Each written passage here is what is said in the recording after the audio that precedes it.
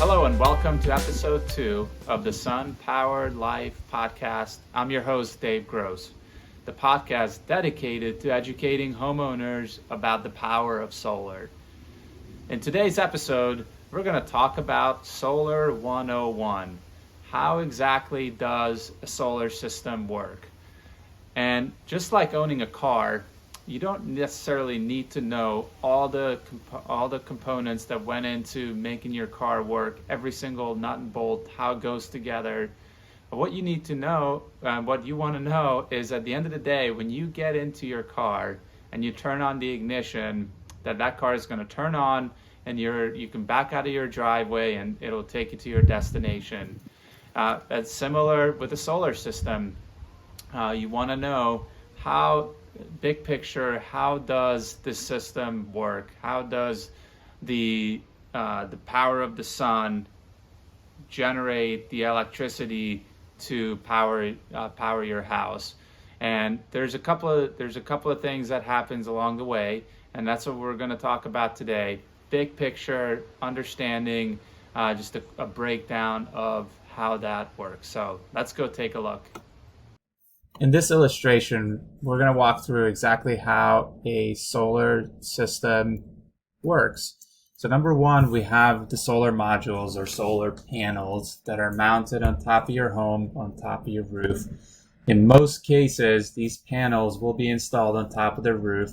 There are instances where, say, somebody does not want them on top of their house, or it just doesn't make sense to install them on top of the house because it might be you might have a tree, for example, that's blocking the sun from getting to the panel. So in that case, you would get a ground mount system that could be installed next to your home. So these solar modules are capturing the UV from the sun and sending it to the inverter as DC electricity or DC current. Now, our homes operate on AC current. All the appliances, your TVs, all the outlets are AC current in the home. So this inverter takes that DC and converts it to AC, and now you have this electricity that you can use and gets distributed to your electrical panel, which distributes it throughout your house. The next item and component we have is the utility meter. So the way solar generally works, unless you have batteries, is you're capturing this power from the sun, and you have to have a way of storing this electricity. So there's one of two ways to do that. One is through a battery system where you're completely off grid. If you ever heard that term before, somebody is capturing the electricity from the solar panels and they're storing it in a battery.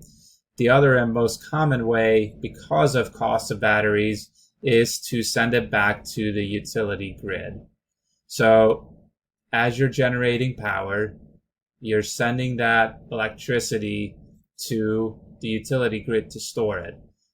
It takes approximately 5 hours of daylight, sunlight, to generate enough electricity to power your house for the entire day. Well, what happens in the rest of the time? That electricity needs to be stored somewhere, and it is most commonly sent back to the utility company's grid. So the reason this meter is important and part of this whole system is because once you have a solar system and you have permission to operate, also known as PTO, which is not time off, but permission to operate, where the utility company has given you clearance to send power to the grid. So this meter gets swapped out for one that's bi-directional. So during the day, as you're sending electricity to the grid from your solar panels, this meter is running normal, like your typical utility meter. going one way. However, when it gets to be night and dark out, or on a cloudy and rainy day, this meter has the ability to go backwards. So as whatever electricity you sent to the grid, you are now saying, I want to use this electricity, and it's going backwards. So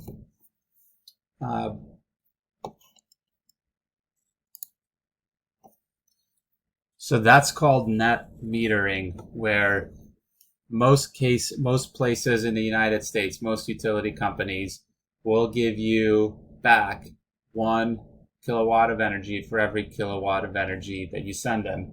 Now, some of the states and some of the utility companies do not have that 1-to-1 ratio, but again, most of them still have a pretty favorable rate. And we're not going to get into net metering here, but just know that for every unit of electricity that you send to the grid, you have 1 credit of unit of electricity to get back, and it gets tracked. So the last component of this solar system is a monitoring system. Most companies will have some kind of way to monitor that, how much electricity you're sending to the grid and how much the utility company owes you. So again, to run through this real quick, you have your solar panel where that's capturing the electricity, or capturing the UV from the sun.